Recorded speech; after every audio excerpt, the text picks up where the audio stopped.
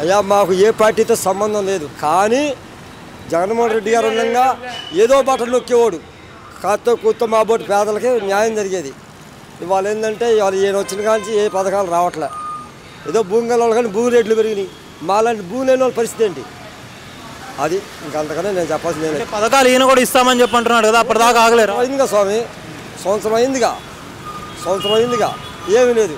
పిల్లలు ఎంతమంది బళ్ళు మానేసి వెళ్ళకాడ ఉంటున్నారు, అమ్మఒళ్ళు లేకపోతున్నా, స్కూల్లో భోజనాలు లేవు, బస్సు అన్నారు, అది అన్నారు, ఇది అన్నారు. ఆడవాళ్ళు మా చేపించారు. ఓట్లు అయితే వేసాం, కానీ ఏదో ఆయన పెట్టిన పథకాలు అమలు పడుతాడని వేసాం. ఇవాళ రావట్లా, దాని గురించి కొద్దిగా బాధపడుతున్నామండి. పథకాలు అయితే కావాలంట. ఆశ పెట్టాడు కండి, ఆశ పెట్టకపోతే ఏమీ లేదు. అదండి విషయం. ఒకవేళ చేయకపోతే ఏంది పరిస్థితి? చేయకపోతే ఈసారి మార్చేయటమే, మార్చేయటమే. దాంట్లో ఇక ఏం తీసుకోవాలి ఇది లేదు. అంటే అభివృద్ధి చేస్తామంటున్నారు కదా, ఏం చేస్తారు స్వామి? ఇక మనమే ఆర్థిక పరిస్థితుల్లో ఉన్నాం. డబ్బు లేనప్పుడు ఇన్ని పథకాలు ఇన్ని అమలుపరచమని ఎవరు చెప్పారు? మేము అడగలేదుగా. వాళ్ళే మా ఇంటికి వచ్చి నీకు అది ఇస్తాం, మీకు ఇది ఇస్తాం అని చెప్పారు. వాళ్ళు చెప్పారు కాబట్టి అడుగుతున్నాం. అది ఒకవేళ అమలు చేయకపోతే మళ్ళీ మార్చేస్తారా? మార్చేది. ఇప్పటికైతే మంచి నాయకులు. ఈ పథకాల గురించి కొద్దిసేపు పక్కన పెడదాం. పరిపాలన ఎలా సాగుతుంది మరి? పరిపాలన ఏమన్నా వ్యాపారాలు లేవు, ప్రతి వ్యాపారం లేదు.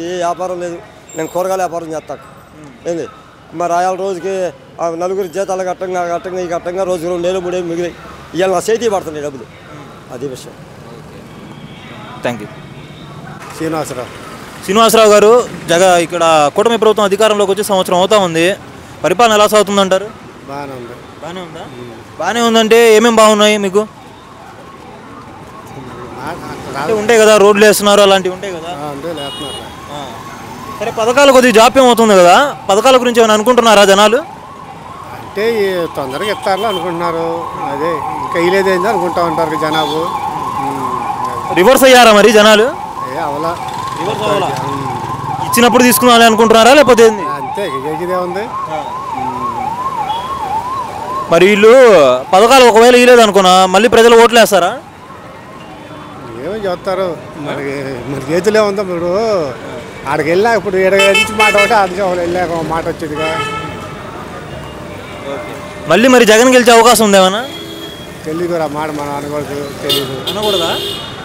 ఎవరు వచ్చినా మనకు చేసేది ఏం లేదుగా, మన కష్టం మనం నమ్ముకోం బతకాలి అంతవరకే. సరే, ఈ ఫ్రీ బస్సు పెడదామని చెప్పి అనుకుంటున్నారు. ఆగస్టు 15 నుంచి ఫ్రీ బస్సు మనకు అవసరమా? అంటే ఉద్యోగ మంత్రుల గారికి లైన్ ఉంటుంది, లేడీస్ గారికి ఉద్యోగ మంత్రుల వాళ్ళకి అయితే అన్నాడు. ఆగస్టు 15 నుంచి అంటున్నారు మొన్న. అదే లేడీస్కి ఇద్దామని చెప్పి అనుకుంటున్నారు కదా, దానివల్ల లాభాలు ఉన్నాయా నష్టాలు ఉన్నాయా? లాభాలు ఉండవచ్చు, అంటే నష్టాలు కూడా ఉన్నాయిగా. ఆటో వాళ్ళు ఉపాధులు కోల్పోతారు. కాజాగ్రామం, మంగళగిరి మండలం. సరే, కూటమి ప్రభుత్వం అధికారంలోకి వచ్చి సంవత్సరం అవుతా ఉంది కదా, పరిపాలన ఎలా సాగుతుందండి? ఎవరి పనులు వాళ్ళు చేసుకుంటున్నారు, అంతకన్నా ఇంకేం చేస్తాం. అంటే ఎవరి పనులు వాళ్ళంటే ఉపాధి అవకాశాలు దొరుకుతున్నాయా లేకపోతే ఏంటి మరి? ప్రస్తుతం మాకైతే ఉపాధి అవకాశాలు అంటే ఏమీ లేవు. ఏదో మీరు రియల్ ఎస్టేట్ వ్యాపారం చేస్తూ ఉంటాం. ఏమి మరి బేరాలు ఏమీ లేవు. అంటే రాజధాని ఇక్కడ దగ్గరలో ఉంది, భూమి వచ్చింది రియల్ ఎస్టేట్లో అన్నారు, వ్యాపారాలు లేవా మరి?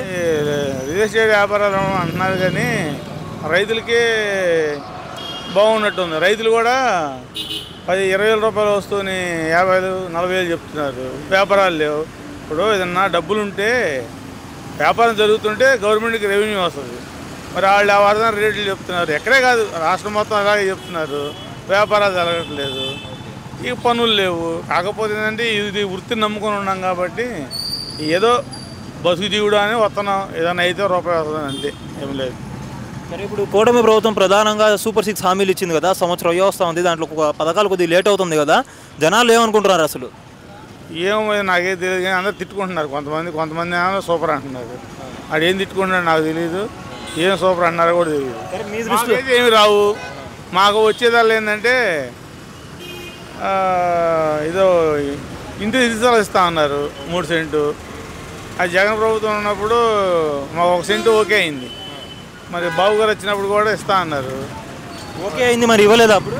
ఎవరికి ఇవ్వలేదు కదా. ఏదో జూన్లోనూ ఇస్తామన్నారు, ఎప్పుడు ఇస్తారో తెలియదు. ఇస్తా అన్నారు, కట్టిస్తారో తెలియదు. ఇక వస్తుంది 33 నాటికి, ఏదో రోజు వస్తుంది. సరే అండి, ఇప్పుడు రీసెంట్గా తెనాలిలో ఒక సంఘటన జరిగింది తెలుసా మీకు? 3 యువకుల్ని పోలీసులు కొట్టారు. దాన్ని ఓదార్చడానికి జగన్మోహన్ రెడ్డి గారు అక్కడికి వెళ్ళారు కదా తెనాలికి. దాన్ని మీరు సమర్థిస్తారా? ఏమో నాకైతే తెలియదు, మేము అలాంటివి పట్టించుకోము. మా బతుకులే తెల్లారట్లేదు, మళ్ళీ అవి కట్టుకొని ఏడతాం. ఇప్పుడు తరం అంటే కప్ప కోపం, ఎడమంటే పాము కోపం అని మా బతికేంటి పొద్దున్న లేచి వ్యాపారం చేసుకున్నాం. అది కూడా తాగాడు అనుకున్నాడు, పోలీసు కొట్టాడు. ఇవన్నీ మనకు అనవసరమైన విషయం. ఎవరి పనులు చేసుకోవడం బెటర్. రియల్ ఎస్టేట్ అయితే డల్గా ఉంది, దాంట్లో ఏమైనా మార్పులు తీసుకురావాలంటారు? మార్పులు రావాలి, రాకపోతే ఇక రాను రాను 2024కి ఇప్పుడు తేడా లేదు ఒక విధంగా చెప్పాలంటే. ఒక ప్రభుత్వం మారిందనే, కాకపోతే ఆయన ప్రభుత్వం మారినప్పుడు ఆయన పథకాలు ఇచ్చారు. ఈ రాష్ట్రానికి రోడ్లని అభివృద్ధి లేకుండా పోయిందన్నారు. ఇప్పుడు ఏమన్నా పథకాలు మరి ఆ సంవత్సరం అయింది, ఏదో రైతులకు ఇస్తున్నట్టున్నారు, రైతులకు ఇస్తున్నట్టున్నారు. మరి మనకి తల్లికి వందనది రేపు ఇస్తామంటున్నారండి. ఇవన్నీ మా గవర్నమెంట్ చూసుకుంటుంది. మాకైతే ప్రస్తుతానికైతే ఏమీ లేవు. మాకు ఇళ్ళ స్థలాలు ఇస్తామన్నారు, ఇల్లు కట్టిస్తామన్నారు. అది ఎప్పుడో వచ్చేసరికి 24, 25, 26, 27 తర్వాత ఇస్తారు. ఎప్పుడుకో ఇక మా పని అంటాం, మా పని మేము చేసుకోవడమే. ప్రపంచంలో ఏం జరిగినా సరే మాకైతే సంబంధం లేదు. ఎందుకు ఇప్పుడు మనం మాట్లాడుకున్నా కానీ లేనిపోయిన సమస్య అవసరం అంటావా? మీరు ఎలాగో రియల్ ఎస్టేట్లో ఉన్నారు కాబట్టి ఇప్పుడు అమరావతి రాజధాని 3 ఏళ్లలో కంప్లీట్ అవుతుందని చెప్పి అంటున్నారు. అది అవ్వడానికి ఛాన్స్ ఉందా మరి? ఏమోనండి, ఏదో పరికరాలు వెళ్తున్నాయి పెద్ద పెద్దవి. మరి మేము లోపలికి వెళ్ళి చూసే రోడ్లన్నీ బాగానే ఉన్నాయి, వేస్తున్నారు. కొన్ని పాత రోడ్లు కొన్ని బాగున్నాయి, క్లీన్ చేస్తున్నారు, చేస్తున్నారు. ఇప్పుడు అమరావతి అంటే ఏమంటే డబ్బులు ఉండాలి చేసుకునేటప్పుడు. ఏంటంటే నోట్లో మాట అంటాం, కాకన చేసేద్దాం పొడి చేద్దాం అంటారు. అప్పులు అయిపోయినాయి, భారం అయింది. మా బొడ్డే బతకలేకపోతుంటే ప్రభుత్వం దగ్గర డబ్బులు లేదు, వాళ్ళని ఆడ కడతారు. కాకపోతే మేము చూడకపోయినా మా పిల్లలని చూస్తారుగా, అది ఒక భరోసా అంతే. ఇక రాజధాని అమరావతి చెప్పుకోవడానికి మనకు ఒక బ్రాండ్ అనమాట. మళ్ళీ జగన్ వస్తే దీన్ని మార్చడానికి అవకాశం ఉందంటారా? ఇప్పుడు ఒకటండి, ఎవరి కర్మ ఎవడు బాధ్యులు కాదు. మార్చుకుంటే మార్చుకోనండి, మాకు పని మాకు తప్పదుగా. ఇప్పుడు ఆయన మారుస్తా అన్నాను అనుకో, నేను ఇచ్చినా ఆగదు, నువ్వు వచ్చినా ఆగదు. నేను మార్చుకొని ఉన్నాను అనుకో, నీ పక్కన మార్చుకుని ఉండరు. ఎవరిష్టం వాళ్ళది. దానివల్ల ఏంటంటే మార్చారనుకోండి, డబ్బులు మొత్తం పోసినాయని మన నెత్తిని భారం పడుతూ ఉంటుంది. మరి వాళ్ళ ఆలోచన అలా ఉంటుంది, వీళ్ళ ఆలోచన ఎలా ఉంటుంది. దానివల్ల సగటు మానవుడికి ఒరిగేది ఏమీ లేదు. మరి పవన్ కళ్యాణ్ గారు ఎలా చేస్తున్నారండి? మొదటిసారి గెలిచారు కదా ఆయన. ఆయన పని ఆయన చేసుకుంటూ పోతున్నాడు, అసలు ఒకరితో సంబంధం లేదు. ఆయనకి ఇచ్చిన మనకి ఉదాహరణ ఇది ఇచ్చారు కదా, గ్రామీణ పంచాయతీలు. ఎక్కడెక్కడో 77 సంవత్సరాల క్రితం కూడా లైటింగ్లు, రోడ్లు లేవని ఆయన పని ఆయన చేసుకుపోతున్నాడు. ఆయన విమర్శించడానికి మనైతే అర్హులం కాదు. ఎందుకంటే ఆయన ఫస్ట్ టైం ఎమ్మెల్యే అయినాడు, దాని తోడు ఆయన మినిస్టర్ ఇచ్చారు, ఆయన పదవికి ఆయన న్యాయం చేసుకున్నాడు, సొంత డబ్బులు ఖర్చు పెట్టుకుని పోతున్నాడు. ఏదో వచ్చిన రూపాయి అందరికీ దానదత్తం చేసుకుంటున్నాడు. ఇక ఆయన మనతో ఆయన ఆలోచన ఆయనకు ఉంది. బాగా చేస్తున్నాడు, బాగా చేస్తాడు, అవినీతి లేకుండా చేస్తాడు. మొత్తంగా అయితే ఎన్ని మార్కులు వచ్చి ఈ సంవత్సర పాలనకి? ఏమోనండి, మార్కులు అయితే నాకు తెలియదు కానీ ఇకంతే. ఈ ఎటబడితే అక్కడ పోతుందిగా. మార్కులు అయితే మనకు తెలియదండి, ఆడకు మార్కులు ఈడకు మార్కులు అనేది తెలియదు. పవన్ కళ్యాణ్ గారికి అయితే మాత్రం బాగా చేసుకుని పోతున్నాడు. లోకేష్ గారు కూడా తిరుగుతున్నాడు, అయ్యని ఇల్లు పట్టాలని ఇస్తున్నాడు, చేస్తున్నారు. ఎవరి పనులు చేసుకున్నారు, కంపెనీలు వేస్తున్నారు. కాకపోతే ఏంటంటే రాజధానిలో ప్రజెంట్ ఉన్న పరిస్థితుల్లో ఉన్న రాజధానిని దాన్ని అట్నే ఉంచేసి వర్క్ చేసేస్తా, ఎవరికాడ కట్టడాలు కట్టుకుంటే రెవెన్యూలు వస్తాయి, ఉద్యోగాలు వస్తాయి, ఎన్ని వస్తాయి, కంపెనీలు వస్తాయి అంటున్నారు. ఇంతవరకు రాలేదు కదా. రెండో దఫా భూ సమీకరణ అంటున్నారు, ఏంటి మరి దాని పరిస్థితి ఏంటి?